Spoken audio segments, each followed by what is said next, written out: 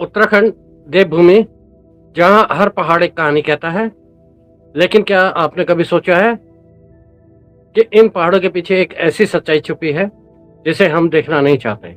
एक समय था जब इस राज्य को बनाने के लिए लोग सड़कों पर उतरे, संघर्ष हुआ, बलिदान हुए, और आज वही उत्तराखंड एक नए मोड़ पर खड़ा है। क्या हमने उस संघर्ष का सपना पूरा किया या हम रास्ता भटक गए हैं? और सबसे बड़ा सवाल, क्या आने वाला उत्तराखंड सच में विकसित होगा या यह सिर्फ एक सपना बनकर रह जाएगा? क्या हम एक ऐसे भविष्य की ओर बढ़ रहे हैं जहां पहाड़ तो होंगे पर पहाड़ी नहीं? क्या 2043 का विकसित उत्तराखंड सिर्फ बाहरी लोगों का टूरिस्ट स्पॉट बनकर रह जाएगा? आज इतिहास के पन्नों से भविष्य का सच निकालेंगे।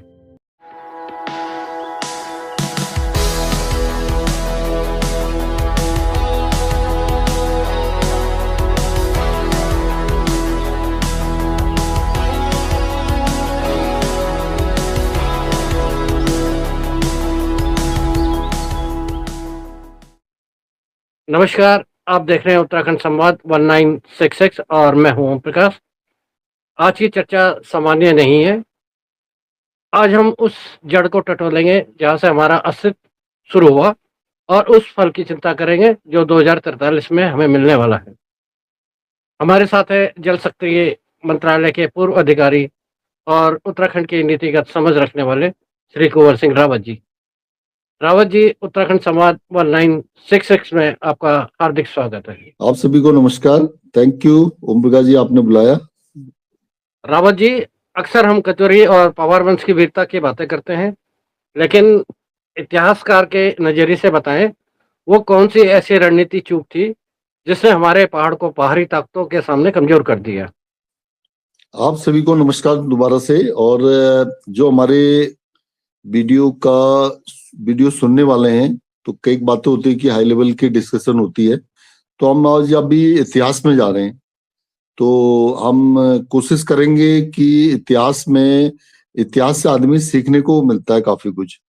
तो प्रथम ये रहेगा, हम जाते हैं, जैसे मान लीजिए पहले 8वीं शताब्दी से पहले खस और कुलिन थे। तो ये बहुत बड़ा वृत्तांत है।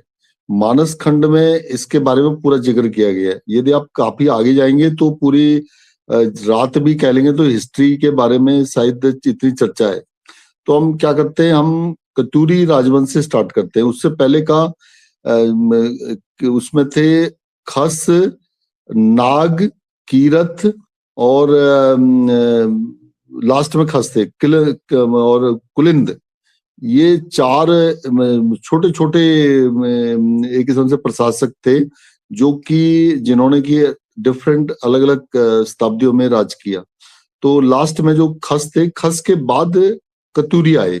कतूरियों का जो समय बताया जाता है 8वीं शताब्दी से लेके 12वीं से लेके 14वीं शताब्दी तक कहा जाता है। क्योंकि मैं आपको वृत्तांत बता दूं, 12वीं शताब्दी का जनरली काफी लोग कहते हैं, लेकिन उनको जब चंद राजवंश ने हराया तो वो 14वीं शताब्दी थी, 14वीं शताब्दी के आसपास। तो चंद राजवंश ने पूरा कुमाऊं में अपना प्रशासन संभाल लिया और अपना शासन स्थापित किया।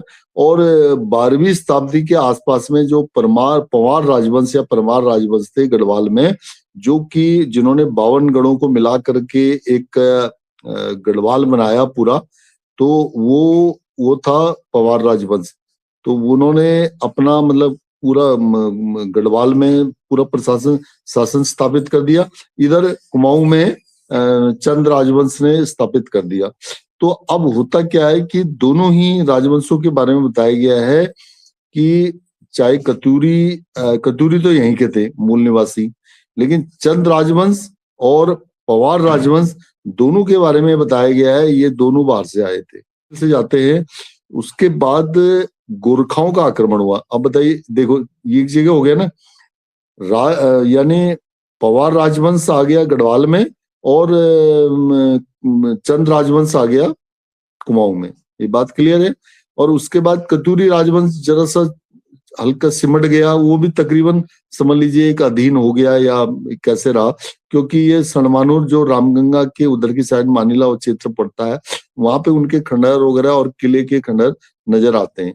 तो एनीवे वो बात एक काफी बड़ी है, वो उसके बारे में भी कभी बताएंगे। तो ये बात हिस्ट्री में सामने आई। उसके बाद शासन करते करते, जब कहते कि शासन करते करते बाद के जो पीढ़ी होती है वो कुछ यानी उनका पतन होना स्टार्ट हो जाता है कुछ किसी कारणवश। तो चाहे आप बड़े बड़े शासन में देखा, मुगलों का भी पतन हुआ, और भी बहुत सारे जो पहले से जितने भी आए, जो भी शासक थे, और चाहे हिंदू राष्ट्र था हमारा, हिंदू राष्ट्र कोई, उसमें काफी डिटेल में जाने का हिसाब नहीं बनता। और भी है, अभी मेरे माइंड में और भी आ रहा है, जो हमारे आजकल ट्रैवल जातियां हैं, तो खास तौर पे ये नीचे तराई क्षेत्र में, तो इनके बारे में भी बहुत कुछ मिलता है। अब आ जाते हैं कि गोरखाओं के शासन के बारे में खास तौर पे। तो गोरखाओं ने जो आक्रमण किया, वो ग्रेटर नेपाल एक बनाना चाहते थे। उन्होंने कुमाऊं और गढ़वाल को अपने नेपाल में शामिल करने का विचार था तो उनका। हालांकि उन्होंने उनका जो 18वीं शताब्दी कोई 1805 या 1808 से लेके 1816 तक मतलब उनका एक क्रुएल्टी थी, बहुत ज्यादा अजीब तरह का शासन उन्होंने किया।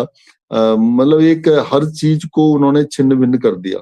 तो कुमाऊं और गढ़वाल का, यानी उधर पंवार राजवंश हार गया, इधर चंद राजवंश हार गया। तो ये हारने की बात, जो गोरखाओं ने अपना शासन किया, गोरखाओं का शासन अच्छा नहीं था। फिर उसके बाद अंग्रेजों ने गोरखाओं को हराया।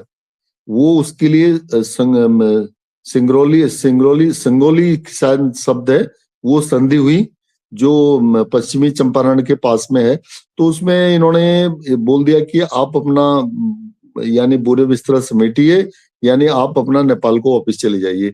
और इनसे जो नेपाल का बहुत सारा क्षेत्र भी, वो जो इन्होंने ग्रेटर नेपाल बनाने की बात की थी, वो सब वापस ले लिया।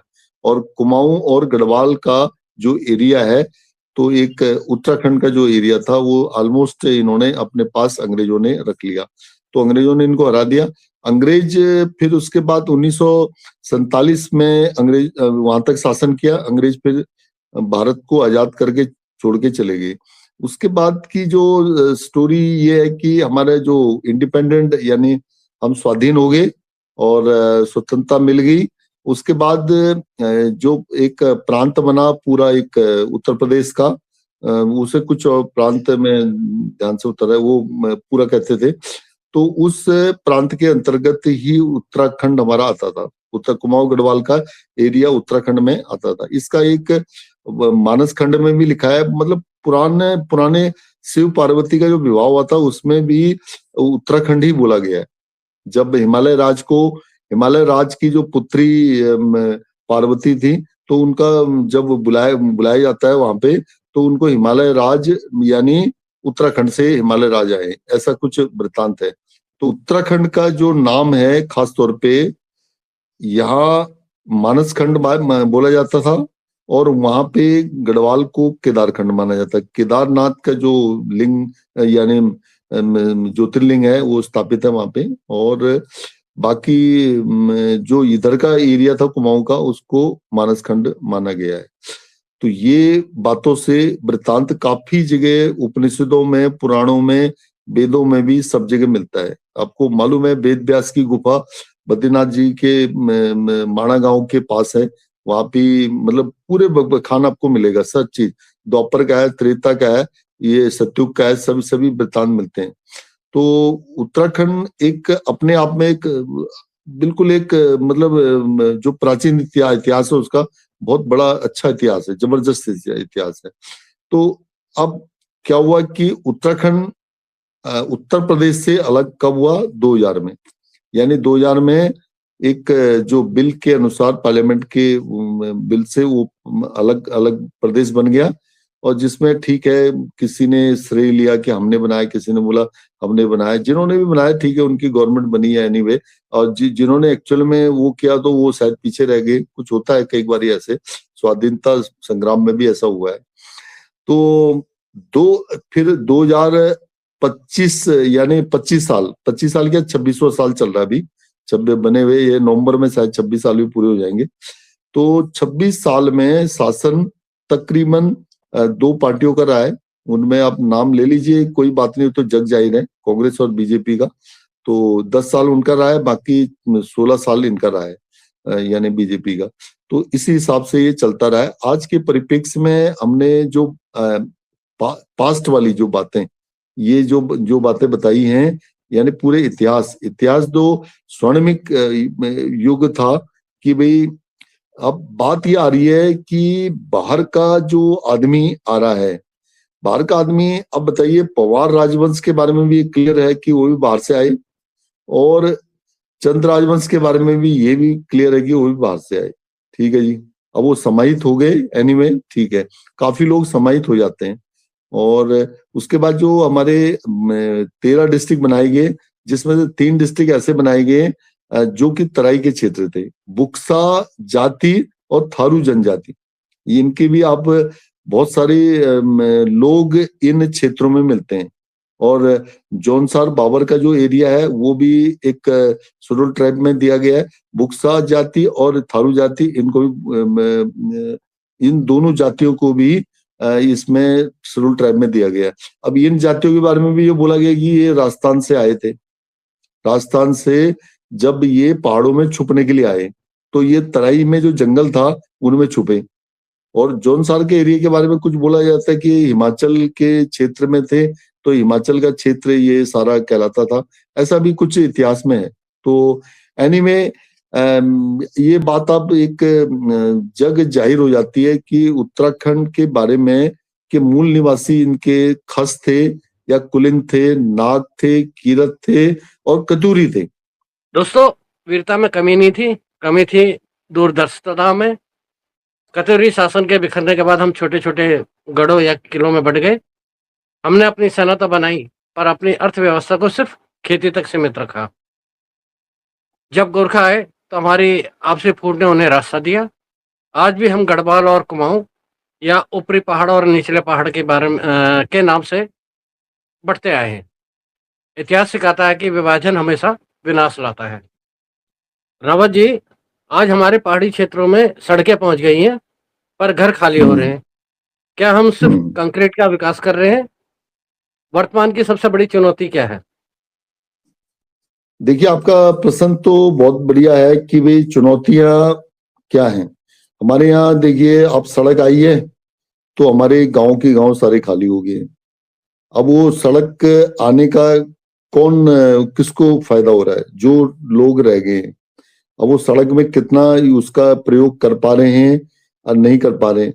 मैं अभी कभी कभी ये सिनार वाली सड़क पे जाता हूँ, तो मुझे देखा कि वहां पे शायद पूरे उसमें 40 मिनट 45 मिनट के ड्राइव में मुश्किल से 2 गाड़ियां नजर आई, लोग ही नहीं है।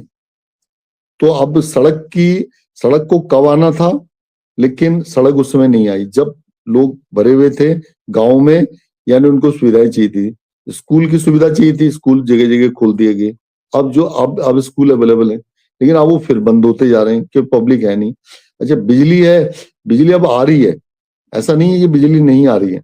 तो अभी करीब करीब मुझे लग रहा है कोई गांव ऐसा नहीं बचा होगा जहां बिजली नहीं, तो सोलर लाइट से भी बिजली पहुंचाई जा रही है। अब सवाल ये है कि जहां पे एक यहाँ पे तिमली गांव है, उसमें बोलते थे कभी 1500 घर होते थे। तो पूरे 2-3 गांवों को ग्राम पंचायत है वो मिला करके, आज बता रहे 200 घर भी शायद नहीं रह गए उस पूरी ग्राम पंचायत में। बताइए, एक जो तिमली बड़ा गांव है उसमें 46 घर रह गए। तो ऐसे जो डाटा है, आप बोल रहे हैं कि 1700 गांव में भूतिया गांव हो गए। तो अब वो दे रहे हैं, सुविधाएं दे रहे हैं। अब आपको कह रहे पंचायत घर भी बनाएंगे, आपको ये भी बनाएंगे, यानी आपको सड़क भी दे रहे हैं, आपको बिजली भी दे रहे हैं, पानी भी दे रहे हैं। जल जीवन मिशन का भी यही चल रहा है कि जो आपको पानी मिलेगा पीने के लिए। लेकिन वो पानी पीने वाले कहाँ हैं बताइए? जो गांव में अब देखा तो जाता है, पटवारी की जो ग्राम प्रधान की जो होती है उसमें 400 वोटर लिस्ट में होते हैं, लेकिन वहां देखिए ओरिजिनलिटी, कहीं 40 लोग, कहीं 50 लोग, उतने भी नजर नहीं आते। तो चुनौतियां बहुत बड़ी हैं। मतलब आप जमीनी जो हकीकत है ना, उसमें आप देखिए कि हम लोग कहाँ पे खड़े हैं और कहाँ क्या हो सकता है करके आने वाला टाइम में यानी सम्मानजनक जो आजीविका है वो कैसे कमाई जाए, किस तरह से। और भी कुछ बातें जो फ्री वीज वाली बातें हैं वो तो ठीक है अपने आप में। एक ये गढ़वाल के एक गांव की बात है, वहां पे ग्राम प्रधान को बोला गया था कि भाई एक दूर दराज कुछ गांव था, पूरे गांव में सिर्फ एक आदमी वहां पे रहते हैं, तो उनके लिए वो राशन पानी लेके जाते थे। राशन, वो एक वीडियो के मार्फत बता रहा हूँ, ओरिजिनलिटी है वो बिल्कुल।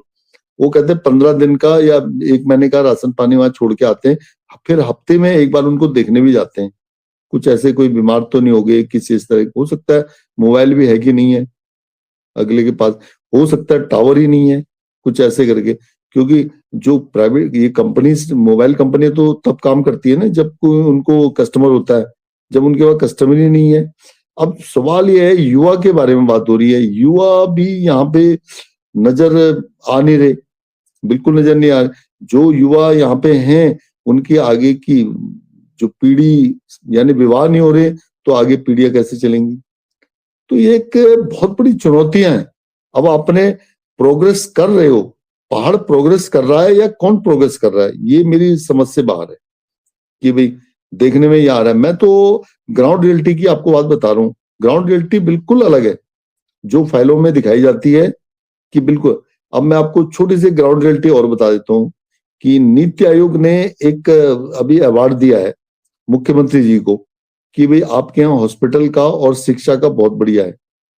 तो हमने कहा ये कैसे अवार्ड मिल गया, तो उसमें बोला गया जैसे हॉस्पिटल का है, हॉस्पिटल का बोला कि रोड से कनेक्टिविटी है, रोड बनी हुई है, ये मालूम है रोड बनी हुई है, और आपने हॉस्पिटल का भवन बना दिया है, हॉस्पिटल में आपने बहुत सारी मशीनें लगा दी हैं।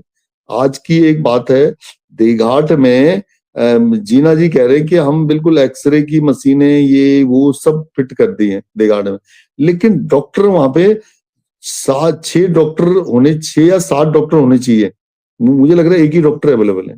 बताइए, टेक्नीशियन वहां पे है नहीं चलाने वाले। तो वो मशीनों का होना और उनका क्या नाम है, भवन का निर्माण होना और बेड लगा देना, सभी चीज, लेकिन वहां पे वो एक रेफरल सेंटर से ज्यादा तो कुछ है नहीं। अब आपको जाना है, रेफर करा के सीधा आगे हायर रेफर सेंटर में जाइए, वो भी हायर रेफर है, वो भी रेफर करता है।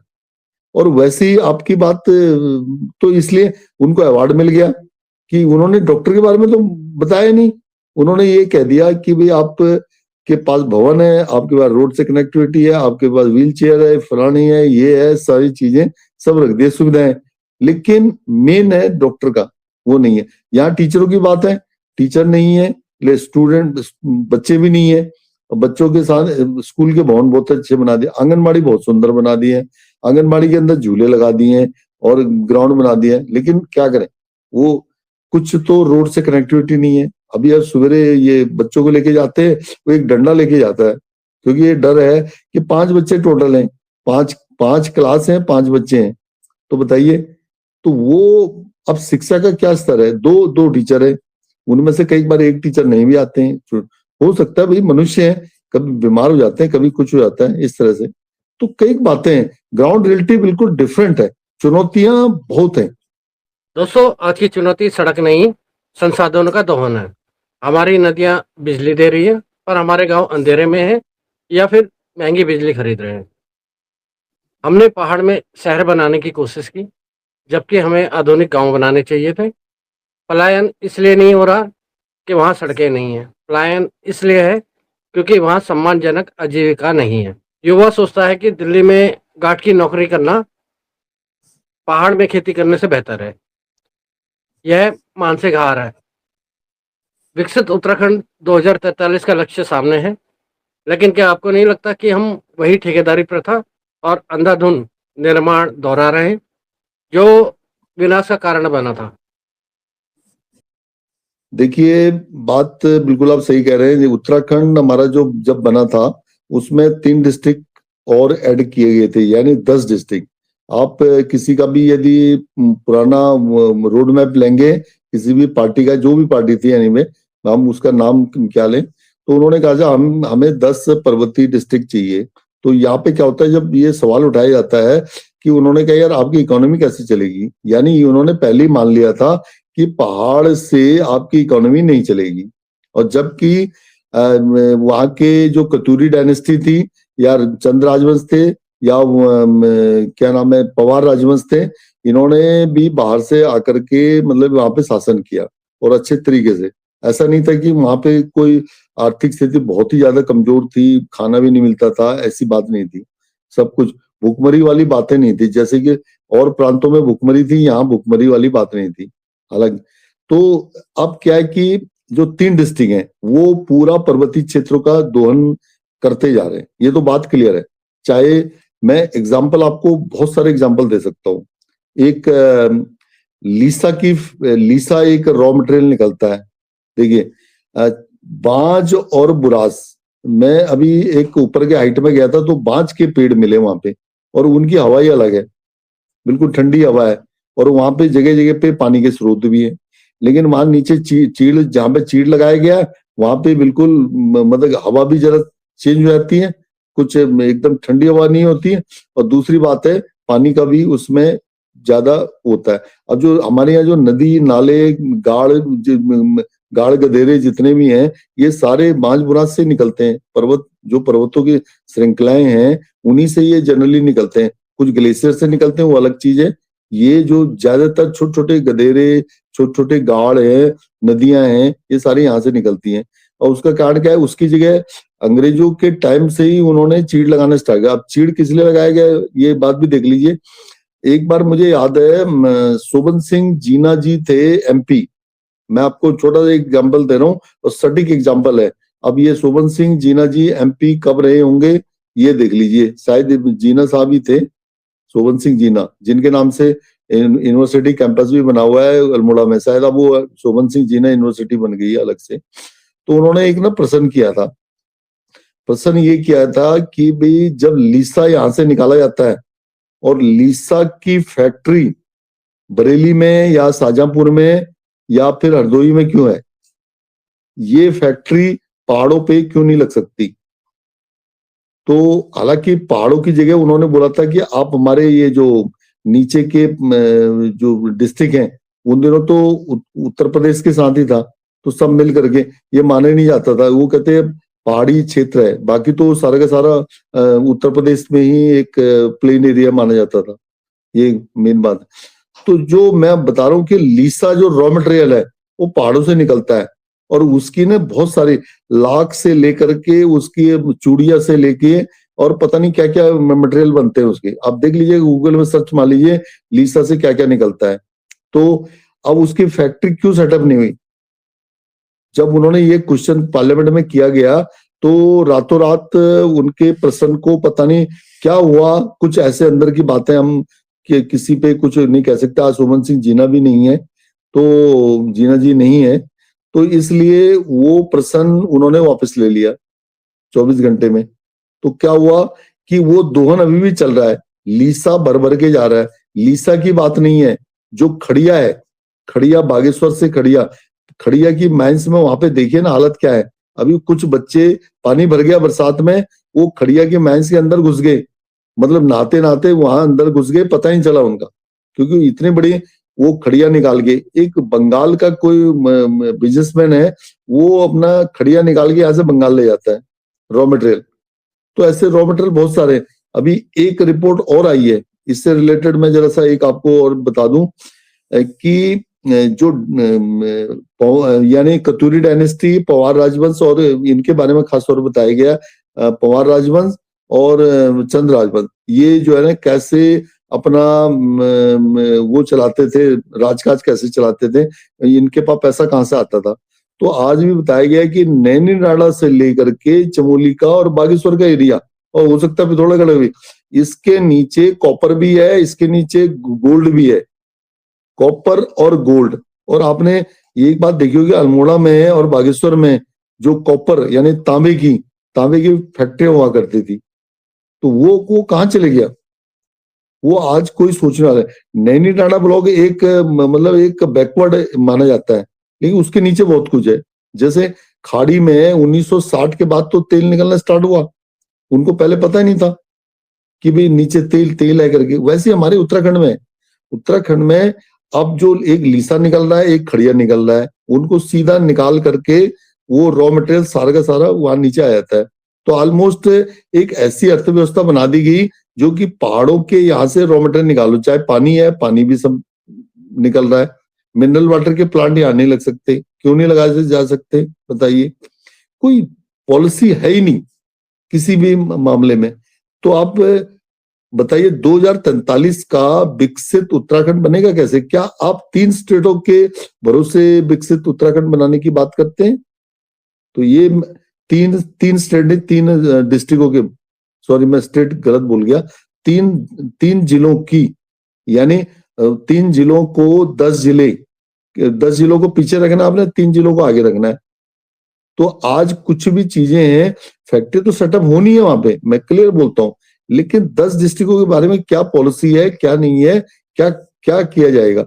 क्या वहां से पानी भी निकाला जाएगा, लीसा भी निकाला जाएगा, खड़िया भी निकाला जाएगा, और आने वाले टाइम में कॉपर वगैरह ये सब निकल जाएगा? अभी तो क्योंकि उसकी तो रिसर्च हो ही नहीं रही है। तो ये हम ये कह रहे हैं कि ये किस टाइप का होगा, ये प्रकृति का जो हम लोग मतलब उसका दोहन कर रहे हैं, और उससे फायदा किसको मिल रहा है? मेन प्रश्न ये है। तो हम कैसे उसको मतलब वहां के लोग जो रहे वो कहते हैं वहां तो कुछ है ही नहीं।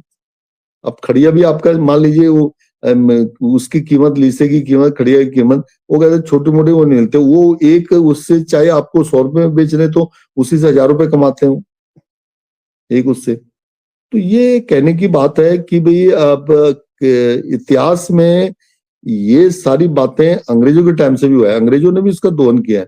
आपको याद होगा किसी टाइम में नदियों का जल स्तर बहुत हाई होता था, उनमें स्लीपर हमने भी देखा, जब छोटे बच्चे थे तो स्लीपर निकलते, वहां से पेड़ काटे जाते थे, चाहे बांज बुरास के भी, चाहे वो चीड़ के पेड़ हो, चाहे किसी के भी।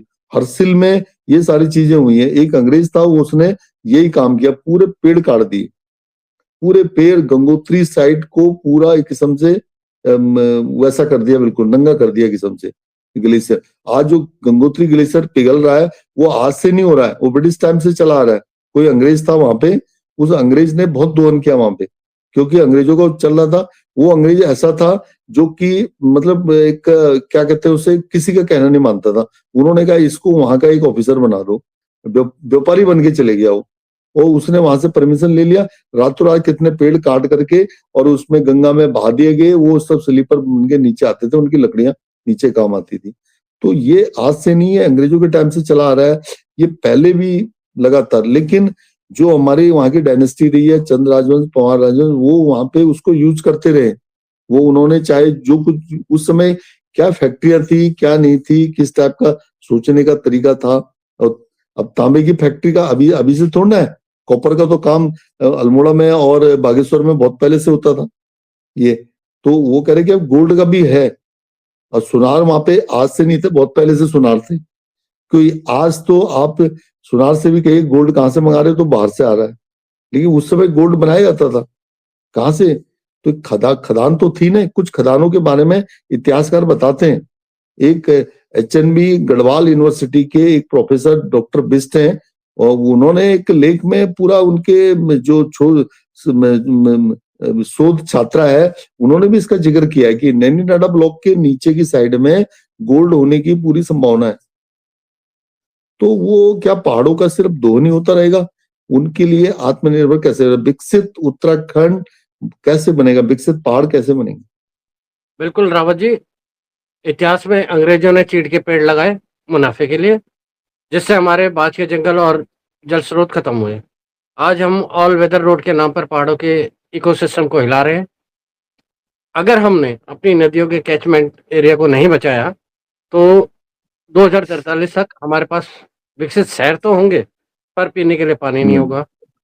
हम विकास के नाम पर प्रकृति के कर्ज को बढ़ा रहे हैं, जिससे आने वाली पीढ़ी चुका नहीं पाएगी। रावत जी, अब समाधान की बात करते हैं। एक पूर्व अधिकारी के नाते आप क्या रोड मैप देंगे ताकि 2043 में उत्तराखंड वाकई आत्मनिर्भर बने? देखिए ऐसा है, उत्तराखंड के मैंने आपको पहले बताया कि मैंने ये मुख्यमंत्री जी को भी लिख के दिया था कि 3 डिस्ट्रिक्टों का खास तौर पे जब ये सवाल उठा था, मायावती जब मुख्यमंत्री थी उस टाइम भी ये सवाल उठा था, यार उत्तराखंड को आप बनाते रहे हो तो उत्तराखंड के पास तो 10 जो पर्वतीय डिस्ट्रिक्ट हैं उनसे अलावा तो कुछ उनमें तो कुछ होता नहीं है। ये बात क्लियर कट बोली गई थी, ना उनके पानी के यूज के लिए बोला, ना उनके रॉ मटेरियल के लिए, किसी की चीज के लिए नहीं बोला था। उन्होंने कहा इसकी इकोनॉमी सॉरी उसकी इकोनॉमी चलेगी कैसे, तब उनके साथ उधम सिंह नगर को जोड़ा गया, ठीक है जी, और उसके बाद उधम सिंह नगर के साथ ये देहरादून को जोड़ा गया और हरिद्वार को जोड़ा गया। 3 डिस्ट्रिक्टों को इसलिए जोड़ा गया और इनमें ये बोला गया था कि तीनों डिस्ट्रिक्टों में पूरी फैक्ट्रियां, प्लांट वगैरह ये सब लगाए जाएंगे और एक आने वाले टाइम में जो पहाड़ी एरिया है, पहाड़ी एरिया को धीरे धीरे कुछ डेवलप किया जाएगा। पंजाब के एक नेता थे, तो शायद मैं नाम नहीं लूंगा, नाम लेना ठीक भी नहीं रहता है, अच्छी बात नहीं है, तो उन्होंने ये बोला था कि उत्तराखंड को परेशान होने की जरूरत नहीं है।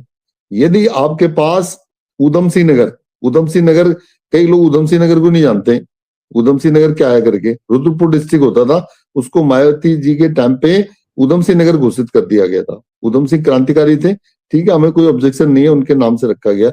काशीपुर, पंतनगर, रुद्रपुर, बाजपुर, खटीमा, किच्छा, और भी हैं कुछ और पार्ट है तो मैं शायद काउंट नहीं हो पा रहे, और भी ये सारे क्षेत्र को एक उधम सिंह नगर बोला जाता है। तो उधम सिंह नगर में बोला गया था कि भाई उत्तराखंड के जो 12 डिस्ट्रिक्ट हैं उनको भी आराम से वो खाना खिला सकता है, इतना अनाज, इतना खाद्यान्न उधम सिंह नगर में होता है। और पंतनगर इंटरनेशनल एयरपोर्ट के बारे में मैंने बताया था कि वो भी इंटरनेशनल एयरपोर्ट बनना है और बहुत सारी नई नई योजनाएं आ रही हैं। पराग खुरपिया के नाम से बहुत बार डिस्कस कर चुके हैं, 1 लाख रोजगार की संभावना है उसमें, जो वो होगा, अनुमान होगा। और वहां टाटा जैसी कंपनियां और नेस्ले जैसी कंपनियां, बहुत सारी बड़ी हाई लेवल की कंपनियां हैं और रियल स्टेट वाले भी बहुत सारे आ गए हैं। रियल स्टेट वालों को आपको सोच समझ के देना चाहिए, तो एक विचार ये बनता है। दूसरा है हरिद्वार के बारे में ये बोला गया था कि आपको मेला क्षेत्र देना है, लेकिन इन्होंने पूरा हरिद्वार पकड़ा दिया, उसके साथ रुड़की और ये सारा एरिया आ गया। और तीसरा है कि देहरादून एक अस्थायी राजधानी बनाएगी, उसी को ये अभी तक 25 साल से लगातार चलाते आ रहे हैं, वो एक सोल्यूशन नहीं है। उसका भी ये बताइए, इतना रिहाइश बस गई वहां पे, जो वहां का देहरादूनी बासमती होता था, जो कि अमेरिका उसका बहुत बड़ा खरीदार था, अमेरिका था, कनाडा था, फ्रांस था, ये सारे बड़े खरीदार थे। तो मतलब उसको आप यानी ट्रेड के मार्फत, इंटेलेक्चुअल प्रॉपर्टी राइट में उसको यानी बासमती के नाम से वो किया था, और उन्होंने क्या किया, उसको चासमती बना दिया। वहां यहाँ से खरीदने की जरूरत नहीं, उसका धीरे धीरे यहाँ उत्पादन भी कम होता गया और डिमांड कम हो गई, डिमांड के ऊपर ही सप्लाई है। तो देहरादूनी बासमती की सबसे ज्यादा डिमांड थी यूएस में, यूएस वालों ने उसको अपने यहीं चेंज करके अपना ट्रेड वो बदल दिया, जो लेवल होता है, लेवल यानी लेवलिंग टैग लेवल के कहते हैं ना, जिसे इंटेलेक्चुअल प्रॉपर्टी राइट का मामला है, जो समझ सकता है तो कि हम ही इसको उगाएंगे, उन्होंने उसको चासमती को उगा दिया। अब वो देहरादून की बासमती गायब हो गया, क्योंकि वहां पूरे कुकुरमुत्ते की तरह पता नहीं क्या क्या उगाया, वहां पे रियल एस्टेट दुनिया भर का ऐसा है, वो शहर बन गया। तो वैसे ही शहर ये हरिद्वार का बन गया, वैसे ही शहर उधम सिंह नगर। अब पहाड़ों में क्या किया जाए, पहाड़ों के बारे में एक लंबी योजना बनाने की बात थी। उन्होंने कहा यार पहाड़ों में जो खेती बाड़ी जो होती है, आप कहते कि आजकल बंदर आ गए, ये आ गए, सबसे पहले तो वहां की जोत छोटी है। मान लीजिए कहीं किसी परिवार में पांच घर हैं, तो उनको 5 को ऐसे करके एक का खेत यहाँ पे, एक का खेत यहाँ पे, एक खेत, तो एक चकबंदी वाला सिस्टम करने के लिए, ये आज से नहीं चल रहा सॉरी, आज से नहीं चला, चकबंदी का मामला बहुत पहले से चल रहा है, लेकिन गवर्नमेंट इसके ऊपर कुछ भी नहीं कर पाई। मतलब वो 3 डिस्ट्रिक्टों के ऊपर तो बहुत कुछ कर रही है, लेकिन यहाँ नहीं कर पाई। सामूहिक खेती के बारे में बिल्कुल नहीं कर पाई। ये हमने आज से नहीं, काफी पहले से ये गवर्नमेंट को भी लिख चुके हैं और बहुत सारे लोग लिख चुके हैं कि आप चकबंदी कर दीजिए। तो जो जो स्थानीय नीतियां हैं और जो पॉलिसीज गवर्नमेंट ने बनाई हैं वो सिर्फ ये 3 डिस्ट्रिक्टों को देख करके बनाई है। और यहाँ क्या पॉलिसी बनती है, किसी को आप मुर्गियां दे दीजिए, किसी को आप बकरियां दे दीजिए, वो भी धरातल पे 6 महीने के बाद गायब नजर आती हैं, क्योंकि वो मुर्गियों को भी भाग ले गया और यानी बकरियों को भी भाग ले गया, और बाकी क्या बचा वहां बताइए। तो अब सवाल ये हो रहा है आने वाले टाइम में, जैसे कि हमने कई बार बोला है कि 10 डिस्ट्रिक्टों में आप जीवन की खोज करनी है। जीवन की खोज कैसे, कि पब्लिक को रहना है, रहने के लिए सबसे सुरक्षित स्थान फ्यूचर में आने वाले कुछ सालों में यही बचेगा, जो पहाड़ी एरिया है। पहाड़ी एरिया में वाटर मैनेजमेंट चाहिए, बिजली का मैनेजमेंट चाहिए, और छोटे छोटे शहर बनाने की बात है। तो ब्राजील और इजिप्ट, सॉरी मैक्सिको और एक कंट्री और है, 3 कंट्री है लैटिन अमेरिकन के, इन्होंने साफ बोल दिया है कि हम अमेरिका के लिए डेटा सेंटर वहां नहीं लगाएंगे। डेटा सेंटर इन्होंने कहीं और जगह लगा रखे हैं। तो उनमें क्या हो रहा है कि हर साल 1% 1 डिग्री के आसपास वो बढ़ जा रहा है। अब इन्होंने 8 जगह पे डेटा सेंटर बनाने के, इसमें से एक डेटा सेंटर बनेगा नोएडा में, दिल्ली एनसीआर में। तो उसका बोल रहे हैं कि 4 से 6 डिग्री टेम्परेचर बढ़ जाएगा नोएडा का। और तो यदि ये डेटा सेंटर मान लीजिए आने वाले टाइम में जरूरत है आपको, तो आप उधम सिंह नगर, हरिद्वार और देहरादून में लगाते हैं, तो उससे उसका टेम्परेचर बढ़ेगा। जाना पड़ेगा कहाँ, पहाड़ों में। चाहे आपको हॉस्पिटल में भी मान लीजिए आपने भाई वहां पे डॉक्टर वगैरह हैं, सारी फैसिलिटीज हैं, सब पेशेंट को ठीक कर दिया, लेकिन बाहर वो आएगा टेम्परेचर बढ़ा हुआ है। घर की जो स्थितियां होती है, घर में आदमी को आराम करना है, फिर उसको वही प्रॉब्लम, लंग्स प्रॉब्लम। अभी विंटर में वही आ जाता है, फॉग की स्थिति में क्या वो स्मॉग आ जाता है, एक नई चीज। तो वो यहाँ पे पहाड़ों में कुछ नहीं है। पहाड़ों में आज भी AQI, मैं बता रहा हूँ, वहां AQI शायद 200 250 ऐसे चल रहा होगा, यहाँ AQI 35 38 40 से ऊपर नहीं जाता ये। तो आने वाला पॉलिसी, आने वाला कैसा रहेगा, आने वाला जो प्रधानमंत्री जी ने एक बात कही है, उन्होंने कहा विकसित भारत में विकसित उत्तराखंड। विकसित भारत तो 2047 बोला है, तो विकसित उत्तराखंड 2043 बोला है। उसका मेन मीनिंग है, उसकी ओर काम चल रहा है। मैं जहां तक देख रहा हूँ, पहाड़ों की जो रोडें हैं धीरे धीरे वाइड भी हो रही हैं साथ साथ में, और उनका ये भी देखना पड़ेगा कि पेड़ वेड़ भी लगा रहे हैं या इस तरह से कई चीजें। और जो आप करें एग्रीकल्चर, मेरे पास मैं बता दूं आपको, जैसे खेती है। परसों एक हमारे मित्र का फोन आया, उन्होंने कहा यार ये मुझे ने अदरक और लहसुन यानी ऑर्गेनिक वाला चाहिए, जिसमें कि फर्टिलाइजर डाला हुआ नहीं हो। फर्टिलाइजर वाला तो दिल्ली में मिल रहा है। तो उन्होंने कहा यदि आप यहाँ पे, मैंने कहा हाँ यहाँ तो गोबर का यूज होता है जनरली, तो ऐसी खेतीबाड़ी के लिए, क्योंकि जितनी आप टैबलेट वगैरह ये खा रहे हैं, ये क्या है, एक फर्टिलाइजर से रिलेट करती हैं। फर्टिलाइजर की जो वहां से जितने भी खाद्यान्न उगाए जा रहा है, उनसे एक प्रोसेसिंग जो ये चक्र चल रहा है, सर्किल चल रहा है, सर्किल, तो आकर के वो फिर आदमी की बीमारी पे आके टिक जाता है। तो ऐसी खेतीबाड़ी के लिए पहाड़ी एरिया फिट है। जो पहाड़ी एरिया में सारी जगह छोड़ चुके, तो उसके लिए आपको कुछ एक पॉलिसी बनानी पड़ेगी। एक छोटी सी बात मैं आपको बता देता हूँ।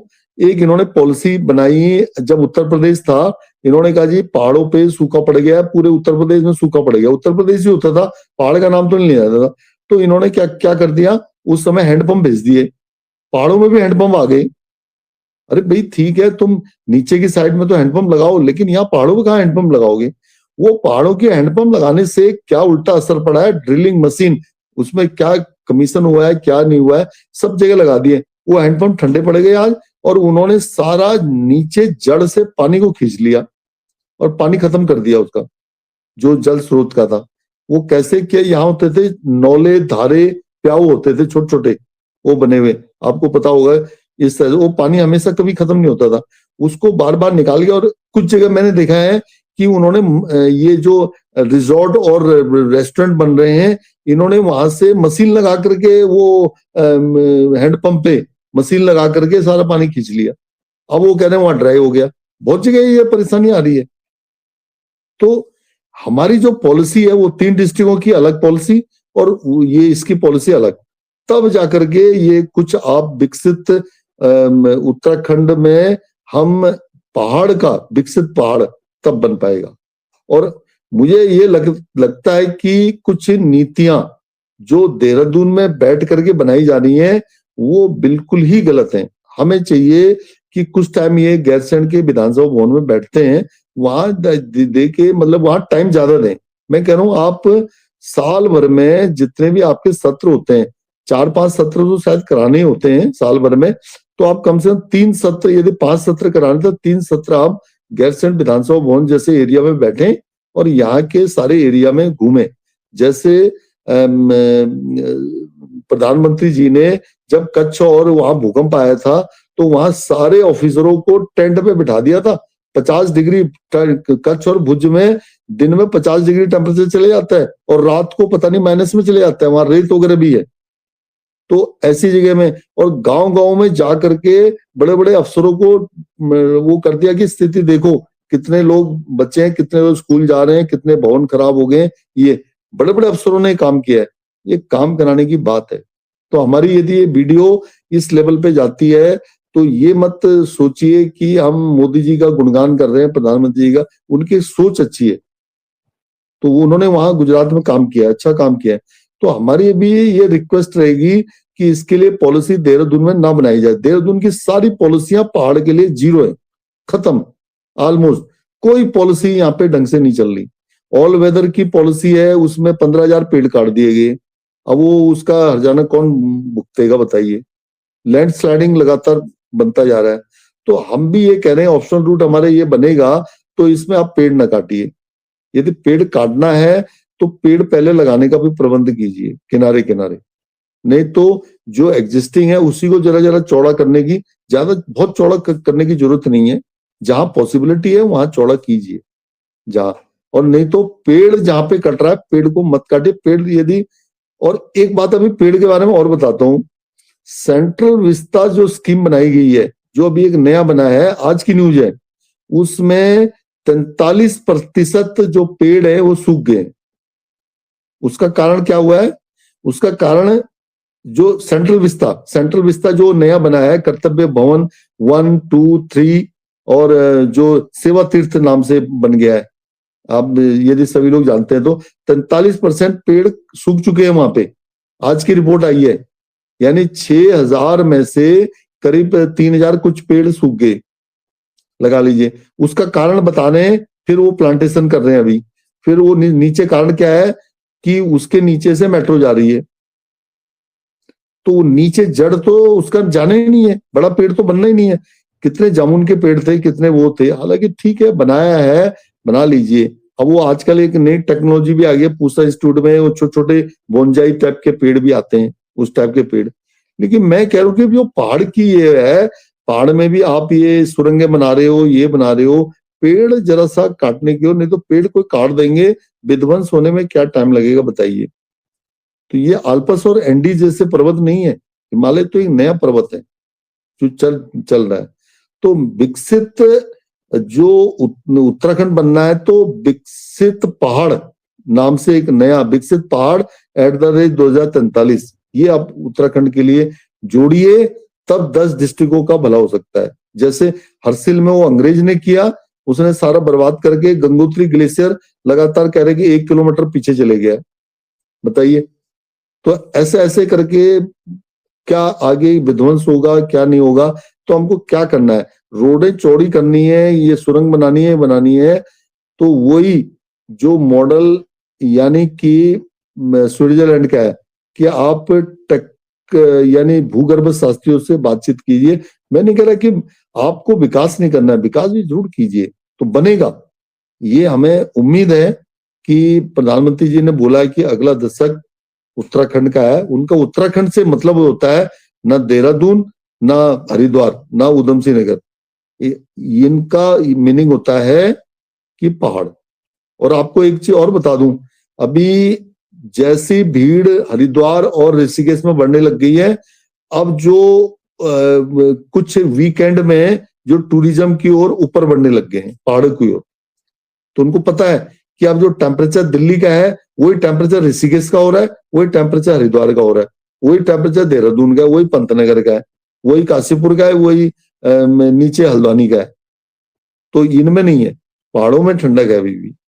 ये तो आदमी को जीने के लिए, सारे मैनेजमेंट करने के लिए ये हमारा एक सुझाव है। और इस टाइप से फैक्ट्रियां नहीं ले सकती हैं तो और टाइप के ऑफिसेस खुल सकते हैं एआई से सेक्टर से रिलेटेड। तो मैंने काफी चीज बताने की कोशिश की है, शायद काफी चीज एक्सप्लेन हो गया जी। अब जी, आज की चर्चा आँख खोलने वाली है। आपने साबित कर दिया है कि इतिहास सिर्फ धुली जमी किताबें नहीं, बल्कि हमारे भविष्य का नक्शा है। दोस्तों, 2043 का उत्तराखंड कैसा होगा, यह इस बात पर निर्भर नहीं करता कि सरकार क्या करेगी, बल्कि इस पर निर्भर करता है आप अपने गांव और अपनी माटी के लिए क्या करेंगे।